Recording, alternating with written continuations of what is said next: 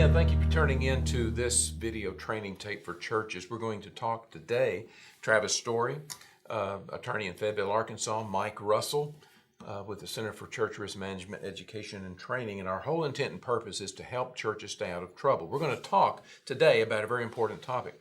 We're going to be talking about church policies and procedures. We're only going to address the whys and what ifs. We're not going to get into specific details, but we're going to kind of give some attention to the overall topic. Policies and procedures. Why do churches even need, Travis, to have policies and procedures in place? They're a church.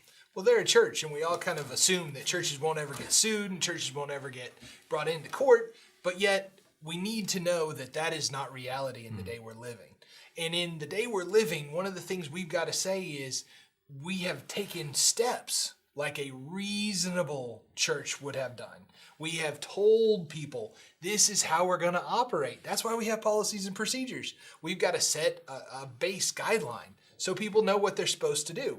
And so it doesn't matter whether you have you've got an employee policy procedures, you've got volunteer policies and procedures. You can have policies and procedures for use from everything from sexual misconduct to how we're going to use social media. All of these things set that baseline and put everybody on the same page so that the church can demonstrate to the court, if it ever got to that point, this is what we've told everybody. And this is why it's important. We've got to be able to walk in with some kind of empirical evidence saying, we knew what we were talking about and we told this person not to do it. Because if you've got a rogue volunteer or a rogue staff member, all of a sudden they're going to say, we didn't know better. So you're talking about due diligence. Exactly. There again, we always want to deal with and ask the question, no matter what ministry it is in your church, what program you have, youth, maintenance of vehicles, and so you have to ask the question, what if? What if something goes wrong? Here's the point I want to make. What can we do today to protect ourselves if we ever go into court in the future? We have to plan for that, keeping in mind the world doesn't like the church and the world wants the church to fail. And there are individuals out there that will try to cause you harm. Well, a lot of times they come looking for those things. Absolutely. They're trying to make sure that if they see a little crack, a lot of times they're looking to exploit it. And that's why policies and procedures are not a document that you did 10 years ago and they're still just sitting in your file. It's not going to work. Policies and procedures are living documents that you can change periodically, but there's a place for them in the business side of church, and there's a place that they do not need to be. What is that? One of those things that I've had many churches call me, talk to me about, and they say, hey, we're needing to update our bylaws. And one of the things that they try to do is they try to put all their policies and procedures they've gotten over the years and they try to put them in their constitution or their bylaws. The problem is that's the wrong place for them.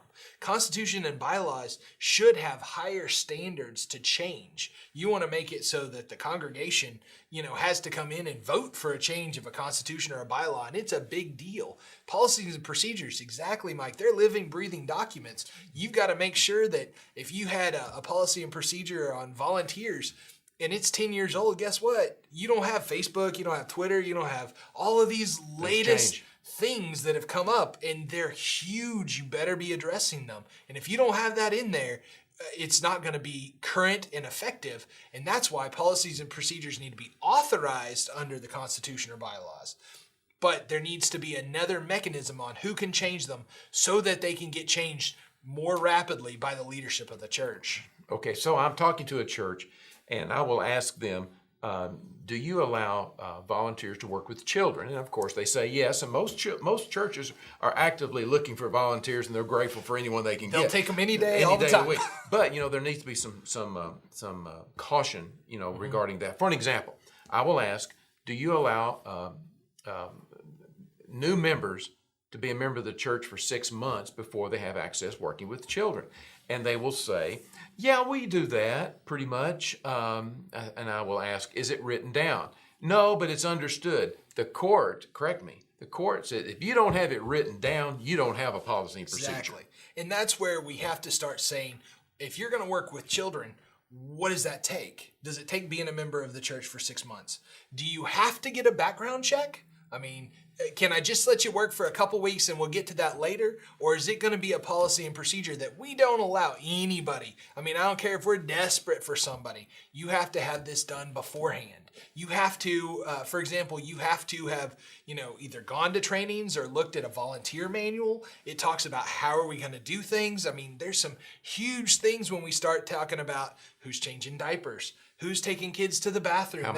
That gets into whole areas that we're going to have to address with these volunteers. And we better make sure that we're all on the same page, or we're just asking for it from a church liability. And we mention volunteers a lot because that's a lot of your help.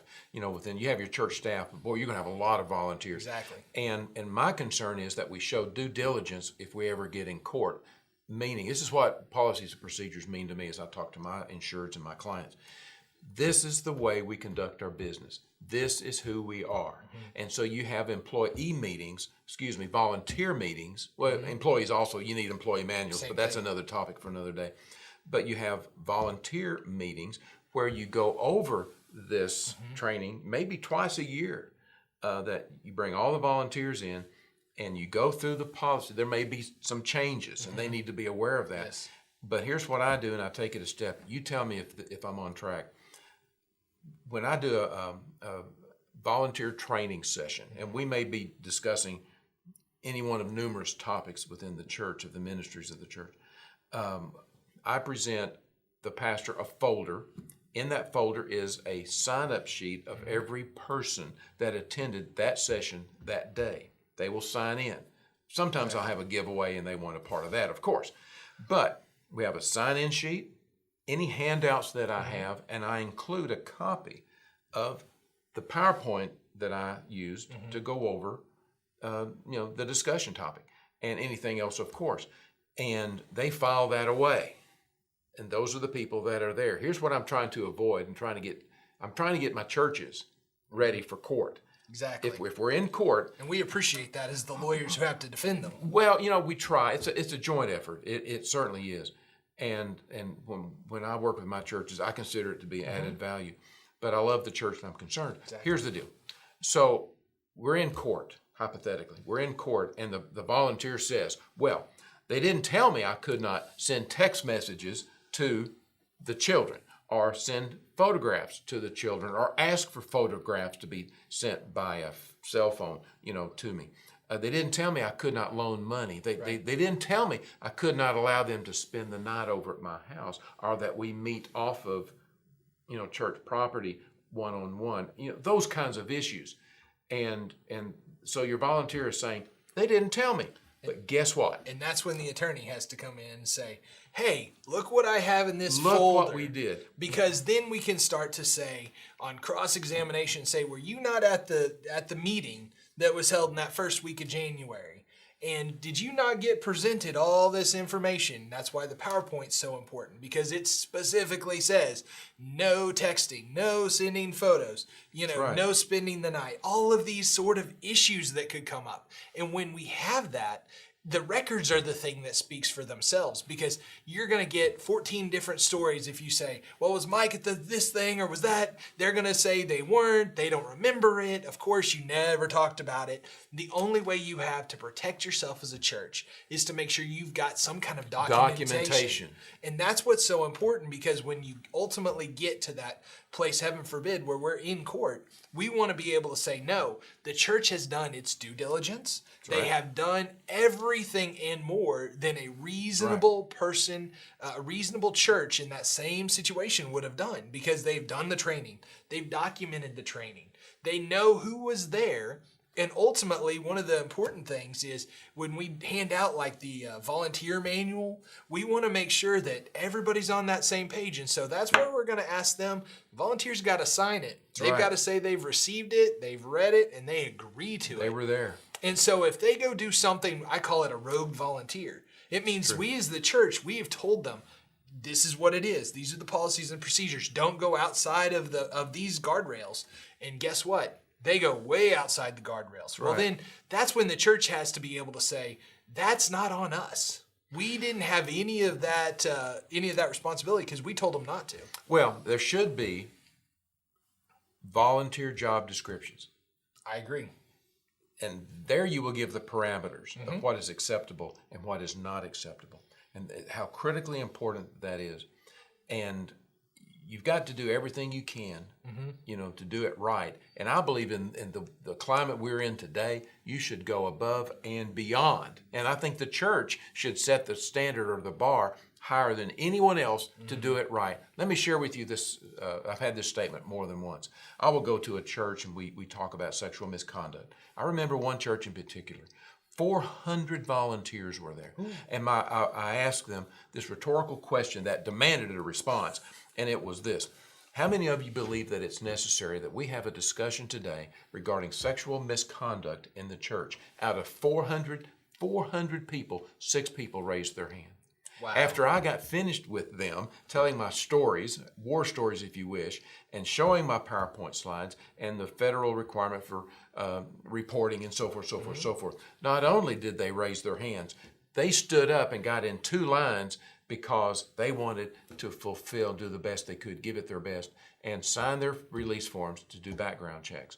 That's what we're talking It's about. so important because it's so easy to say, this never happens in the church. And right now, sexual misconduct is the thing that's the biggest liability for churches. There are more sexual misconduct claims that are made. I talked with a pastor just the other day on a mandatory reporter issue.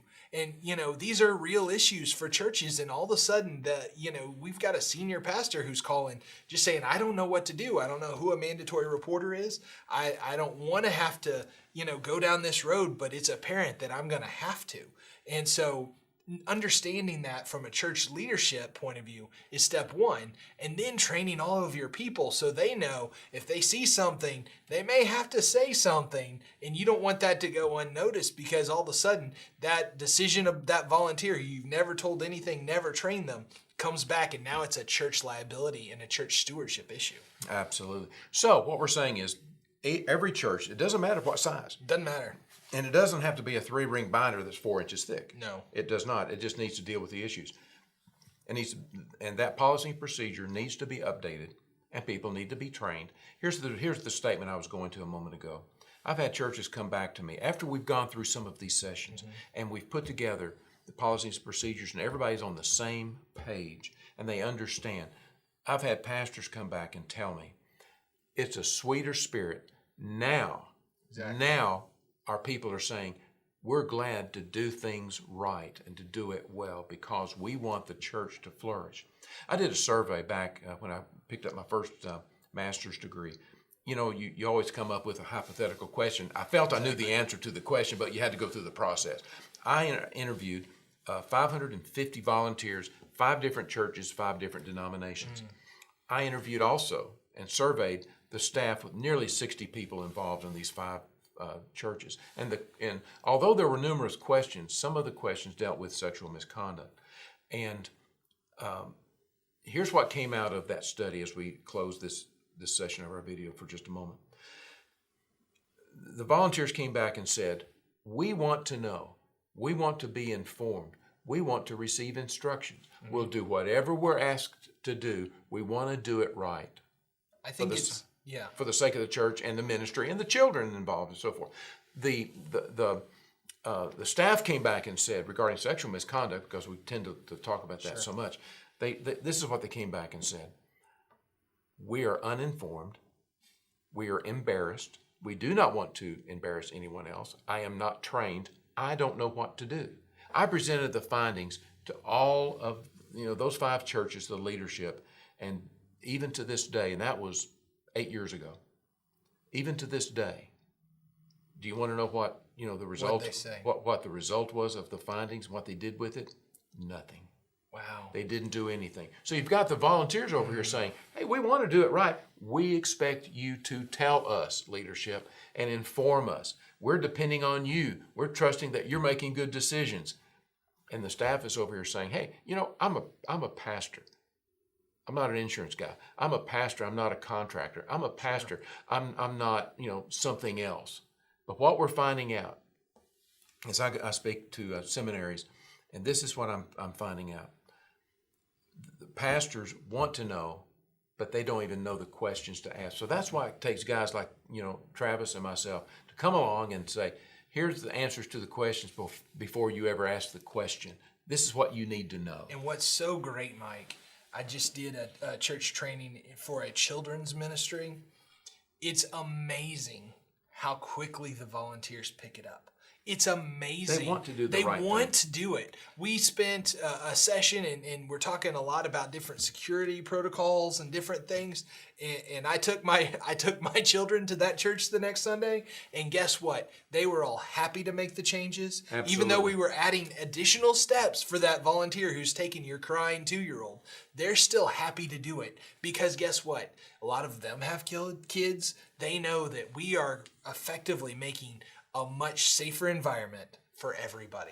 And that's what's so important about this. All too often, pastors are coming out of seminary and they're ready to change the world, bless them. Mm-hmm. But they're discovering very quick, now they're an employer. Yes. And they're finding out that seminary does not teach them these topics at all. And that's why we come along and we hope to help you in all of these realms to say policies and procedures, they're important to have, they're important to update, and they're important to document so that we can use them effectively. And be consistent. And be consistent. You have to be whatever your policy and procedure is. That's right. If you're going to change it, if you're going to change the way you operate, you better be pulling out that document and updating it, because that's one of those things that will cause problems if you get into a courtroom where it says, we're not supposed to do this. And guess what? Whenever you ask everybody, that's all you do. So you've got to be consistent. Consistency is the key, and that's why you've got to always update those policies. So remember the question, what if? What if we're sued? What can we do today to protect ourselves? What can go wrong? With inflatables, transportation, volunteers, a lot can go wrong. So we want you to be prepared. Following the end of this video will be information on how to get in touch with Travis and myself. We're glad to be of help. A couple of phone numbers as well. So bless you in the ministry. Thank you for watching. Thanks so much.